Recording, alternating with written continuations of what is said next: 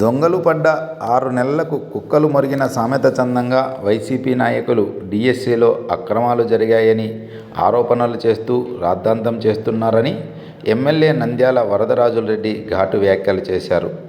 Party కార్యాలయంలో ఏర్పాటు చేసిన విలేకరుల సమావేశంలో ఎమ్మెల్యే మాట్లాడారు.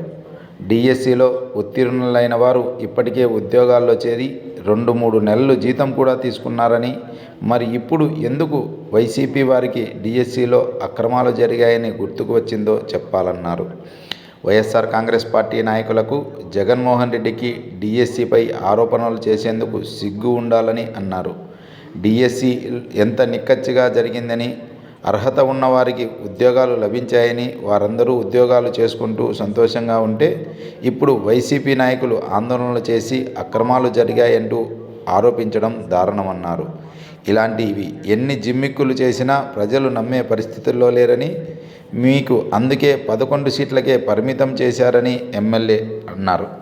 జరిగిపోయి అందరూ ఉద్యోగాలలో కూడా చేరిపోయినారు. ఉద్యోగాల్లో చేరుకుంటే 2 నెలలు 3 నెలలు 3-4 నెలల జీతాలు కూడా తీసుకున్నారు. అయినప్పటికీ ఇప్పుడు వైసీపీ వాళ్ళు ఆ ఎగ్జామినేషన్స్లో డిఎస్సి ఎగ్జామినేషన్స్లో తప్పులు జరిగినాయని లేనిపోని ఆరోపణలు చేస్తూ వాళ్ళ ఉద్యోగస్తులందరూ మాకు ఎక్కడా కూడా అన్యాయం జరగలేదు, మేమందరము బాగా ఎగ్జామినేషన్స్ జరిగినాయి, క్వాలిఫైడ్ వాళ్ళందరము మేము పాస్ అయినామని వాళ్ళందరూ వచ్చంటే ఆ పరీక్షల్లో పాల్గొనే ఏ ఒక్క వ్యక్తి కూడా మాల్ ప్రాక్టీస్ జరిగిందని కానీ, దాంట్లో పొరపాట్లు జరిగినాయని ఎన్నికలు అయిపోయి రిజల్ట్ ప్రకటించిన సందర్భంగా ఎప్పుడు కూడా చెప్పలే.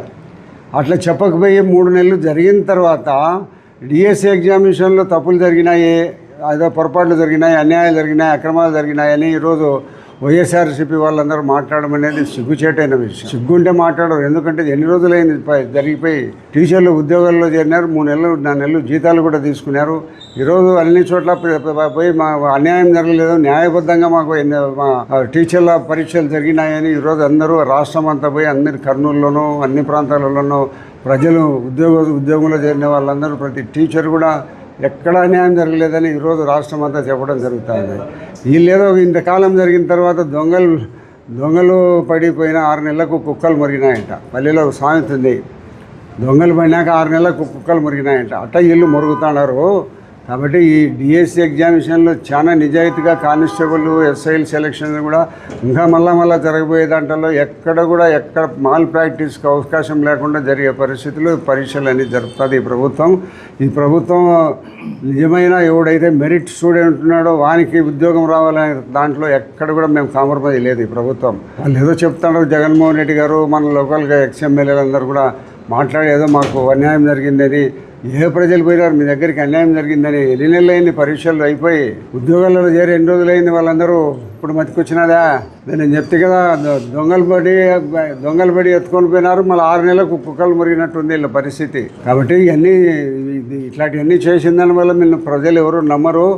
మీ ఒక ప్రభుత్వం దోపిడీ ప్రభుత్వం అని గుర్తించి 11 సీట్లకు పరిమితం చేసినారు. మళ్ళా భవిష్యత్తు ఉంటుంది అనేది మీరందరూ మీ ప్రభుత్వానికి అనేది మీరు మర్చిపోండి. మళ్ళీ డిసెంబర్లో డిఎస్సి జరుగుతుంది, పోలీసులు ఎస్ఐలకు జరుగుతుంది, ఎక్సైజ్ పోలీసులకు జరుగుతుంది, మన ఫైర్ డిపార్ట్మెంట్లో జరుగుతుంది.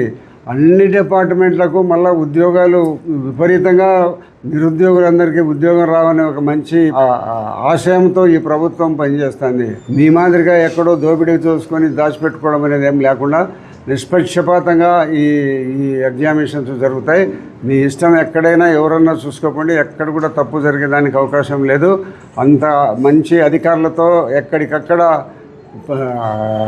ప్రత్యేకమైన చర్యలు తీసుకొని ఈ పరీక్షలు జరిపి మళ్ళా కూడా రాబోయే పరీక్షల్లో కూడా మంచి మెరిట్ స్టూడెంట్స్, సొంతంగా వాళ్ళ స్వయం శక్తితో పాస్ అయిన స్టూడెంట్స్ను వాళ్ళనే మెరిట్ కింద తీసుకొని ఉద్యోగాలు వేయడం జరుగుతుంది.